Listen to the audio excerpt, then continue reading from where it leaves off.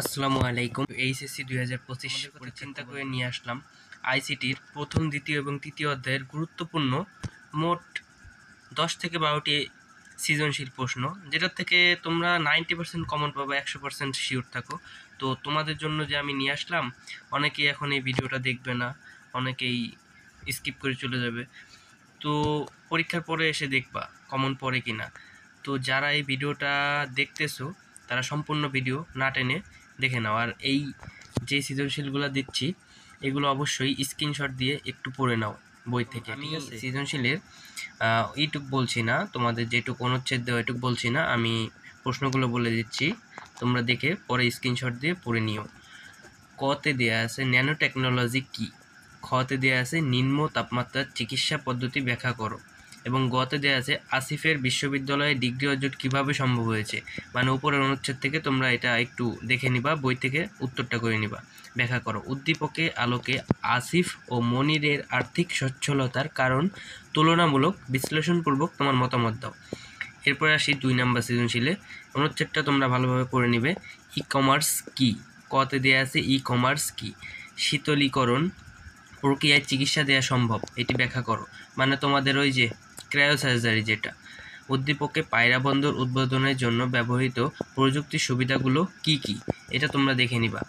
এরপরে দেওয়া আছে উদ্দীপকে কম সময়ে উপস্থিতি নিশ্চিতকরণের ক্ষেত্রে কোনটির প্রাধান্য দেয়া কলেজের জন্য বেশি যুক্তিযুক্ত হবে। এরপরে দেওয়া আছে 3 নম্বরের ক, ভিডিও কনফারেন্সিং কি, বিশেষ প্রযুক্তি ব্যবহার করে নিরাপদে ড্রাইভিং প্রশিক্ষণ সম্ভব।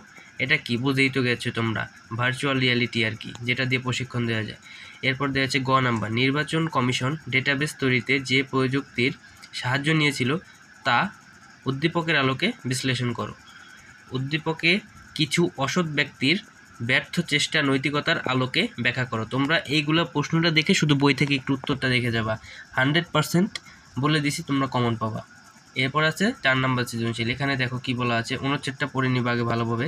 এরপরে ক নম্বরে বিশ্বগ্রাম কি, খ নম্বরে তথ্য ও যোগাযোগ প্রযুক্তির ব্যবহারে নৈতিকতা ব্যাখ্যা করো। এরপরে গ, উদ্দীপকের ছোট আকারের হার্ড ডিস্কের ধারণ ক্ষমতা বৃদ্ধিতে যে প্রযুক্তি ব্যবহার করা হয়েছে তার বর্ণনা দাও। এই গ নম্বরে তার মানে তোমরা ন্যানো টেকনোলজির ওইটা পড়ে যাবা, শুধু ন্যানো টেকনোলজি পড়ে যাবা, ওইটাই কমন। বিমান চালনা প্রশিক্ষণে ব্যবহৃত বর্তমান প্রযুক্তি নগর পরিকল্পনার ক্ষেত্রে ব্যবহার করা যায়, ব্যাখ্যা করো। ওই যে ভার্চুয়াল রিয়েলিটি, এটার মানে নগর পরিকল্পনার ক্ষেত্রে ব্যবহার করার একটা ব্যাখ্যা দিয়ে দিই। এরপরে চলে আসো দ্বিতীয় অধ্যায়ের সৃজনশীলে। তো 1 নম্বরে পড়ে নিবা। এরপরে ক নম্বরে দেওয়া আছে ক্লাউড কম্পিউটিং কি, এটা কিন্তু প্রত্যেকবারই আসে, প্রত্যেকবারই পরীক্ষায় আসে, এটা প্রত্যেকবার প্রায় 3-4 বছর পর আসছে। এরপর খ নম্বরে আছে পূর্ণ অভ্যন্তরীণ প্রতিফলন পদ্ধতিতে ডেটা আদান প্রদান। গ, রুহেলের বর্ণিত ডিশ টিভির কানেকশন কেবলের গঠন বর্ণনা করো। ওই যে কেবল আছে না, কেবল মাধ্যম, ওইখান থেকে পড়ে যাবা। 2টা কেবল মাধ্যম ছোট ছোট। ডিশ টিভি ও ইন্টারনেট কানেকশনের জন্য ব্যবহৃত কেবল দুটোর মধ্যে তুলনামূলক ছক তৈরি করো। দেখবা বইতে, তোমাদের আইসিটি বইতে ছক দেওয়া আছে, ওইখান থেকে ছকটা একটু দেখে যাবা। এরপরে 2 নম্বর সৃজনশীলে চলে যাই। ইকরা অফিসের, এটা তো তোমরা অনুচ্ছেদটা পড়ে নিবা, আমি প্রশ্ন বলে দিচ্ছি। ক, রাউটার কি, এটাও আসে, এটাও পড়ে যাবা। নেটওয়ার্ক সিস্টেম আমাদের জন্য অপরিহার্য, ব্যাখ্যা করো। গ নাম্বার, উদ্দীপকে ব্যবহৃত কেবলটি বর্ণনা করো। এই কেবলটা কি বর্ণনা করবা। ঘ, উদ্দীপকে অনলাইন ভিত্তিক সেবা নেওয়ার যৌক্তিকতা বিশ্লেষণ। 3 নম্বরে যাই। 3 নম্বর অনুচ্ছেদটা পড়ে নিবা। ক নাম্বার দিয়েছে হটস্পট কি। খ, মোবাইল ফোনের ডেটা ট্রান্সমিশন মোড ব্যাখ্যা করো। ডেটা ট্রান্সমিশন মোড আছে, ওইটা পড়বা।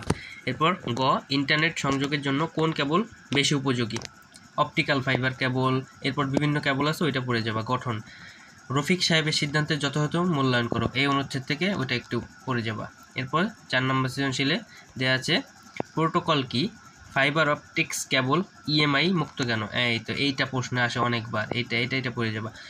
এরপর গ, ভৌগোলিক বিচারে উদ্দীপকে গঠিত নেটওয়ার্ক ব্যাখ্যা করো।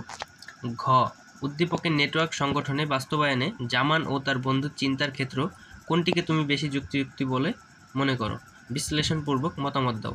এটাও অনেক গুরুত্বপূর্ণ। এবার 5 নম্বরে কী আছে দেখো। 5 নম্বরে এটা একটু পড়ে যাবা। এখানে তোমার এই যে ওয়াইফাই এবং ওয়াইম্যাক্সের মানে বিষয় আলোচনা করেছে, ওয়াইফাই ওয়াইম্যাক্সটা পড়ে যাবা। ক নম্বরে দেওয়া আছে ডেটা কমিউনিকেশন মোড কাকে বলে। খ, ফাইবার অপটিক্স কেবল ইএমআই যুক্ত, ব্যাখ্যা করো। এরপর উদ্দীপকে উল্লিখিত প্রযুক্তি দুটির মধ্যে তুলনামূলক আলোচনা করো, ওয়াইফাই ওয়াইম্যাক্স।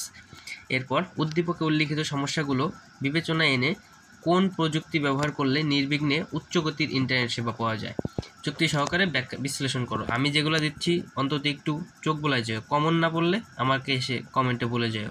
এরপর তৃতীয় অধ্যায়ে চলে যাই আমরা।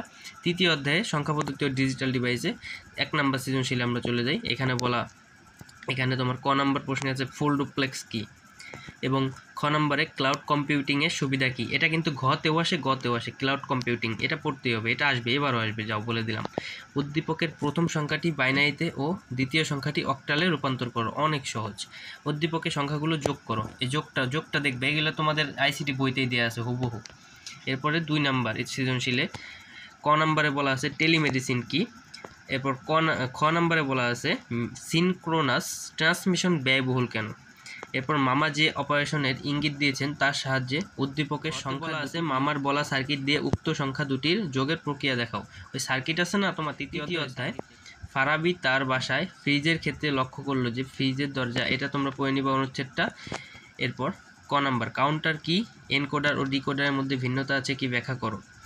গ নাম্বার উদ্দীপকে ফ্রিজের দরজা ও লাইটের সম্পর্কের সাথে সাদৃশ্যপূর্ণ লজিক গেট কোনটি ব্যাখ্যা করো। এগুলো তোমরা শুধু একটু বই থেকে অল্প একটু পড়ে যাবা, দেখবা কমন।